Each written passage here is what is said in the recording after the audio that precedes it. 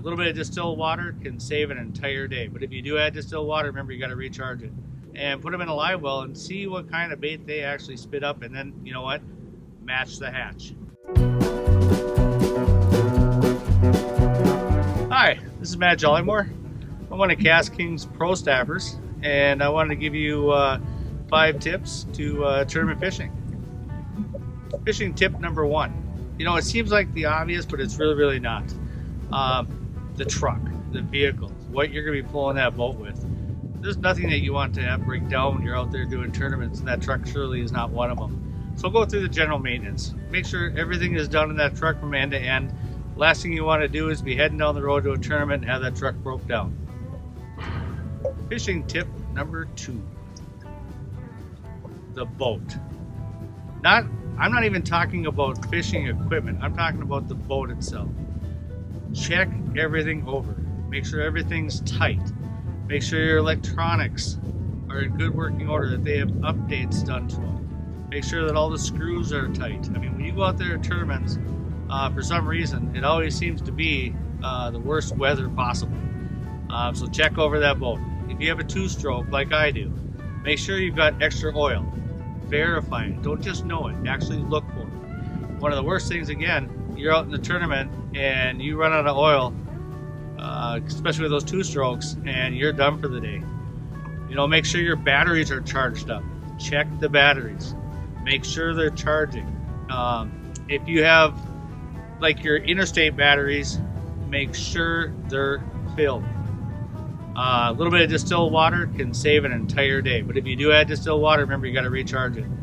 If you're out there doing those tournaments, those batteries can evaporate and leave you with a really bad scenario.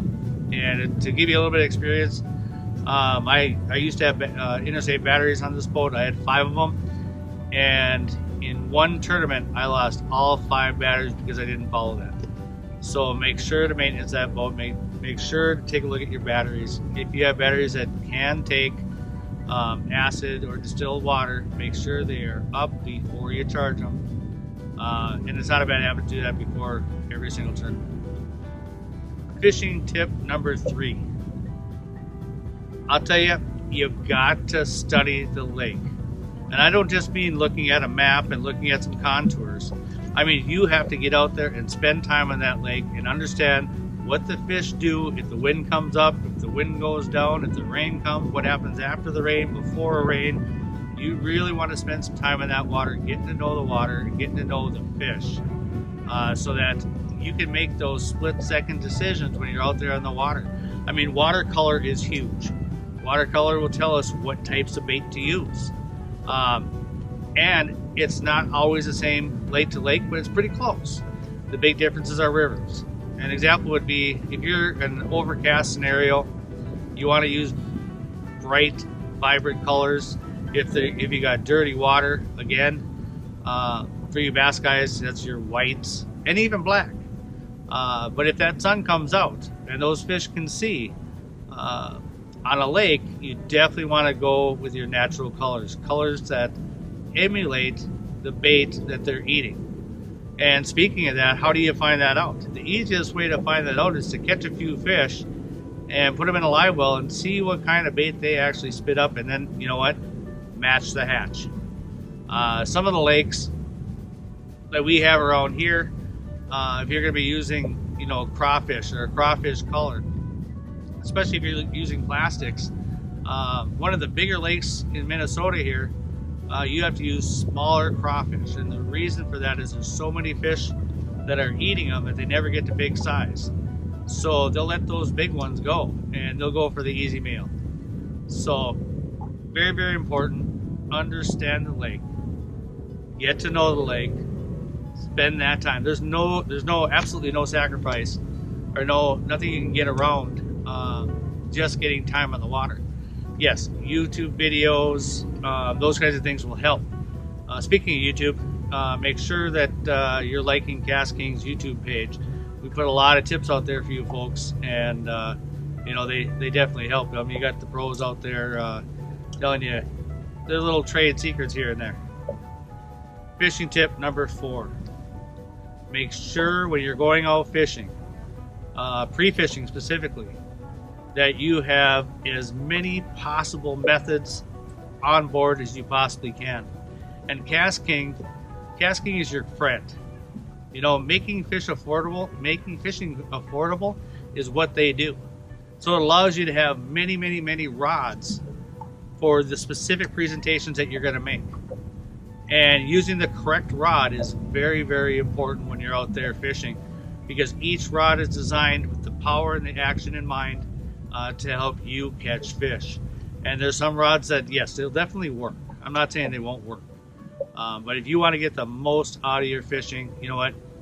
Get those KastKing rods for the type of fishing that you're going to do and the method of that fishing. And KastKing has done that for you. It's made it very, very affordable, right down to the reels. You know, there is a big difference between the retriever reel and what it does to that fish that you caught, and whether or not you're going to be successful to get that in the boat. And you know what? Now we got number 5. Fishing tip number 5. The big thing is that this is a mental game. When you're out there doing tournaments, you can be the best fisherman in the world, and you throw stress, and it comes to everybody. You throw stress on this thing, and you can make it can look like you're the worst fisherman ever. You know, some of you have watched the MLF, and that's a really, really good example to realize you've got to figure out how to settle yourself down, go back to enjoying fishing, and going back to fishing. I've seen so many people that are out of there on the water, me included, that you get to the point to where you're just throwing the line, and you forgot all about fishing, and you're not having fun. Stop. Regroup yourself. This mental game out there is a big, big deal. You know, some of us fishermen believe that the fish can tell if we're stressed out, or that somehow it goes down the line. What I do know for sure is that when I'm feeling that stress, you know, because we got 8 hours to catch 5 fish, and it's got to be the biggest fish in the lake, and it's got to be bigger than anybody else. In the MLF, same thing. They've got to catch many, many, many fish, and they've got to be big fish, and they've got to catch more than everybody else. And when you put that in a time frame, you'd be amazed at how fast that time goes, and you're going to be watching your watch going, uh-oh, it's been an hour with no fish. Stop, regroup, and really talk yourself through that point of saying, if I was here for the first time, how would I fish this lake? And go out there and try something different. Don't get stuck in that one method. So there you go. You've got 5 tips to tournament fishing. I hope everybody has enjoyed that. Again, my name is Matt Jollymore. I am a pro staffer with KastKing. And you know what? I sure appreciate if you went out to KastKing's YouTube page and gave them a like. And so, you know, since you're out there, take a look at Matt Jollymore, and that's me. And I got a YouTube page, and give me a like also. So hopefully I see you out on the water. Hopefully this has helped some of you. And you know what? Tight lines.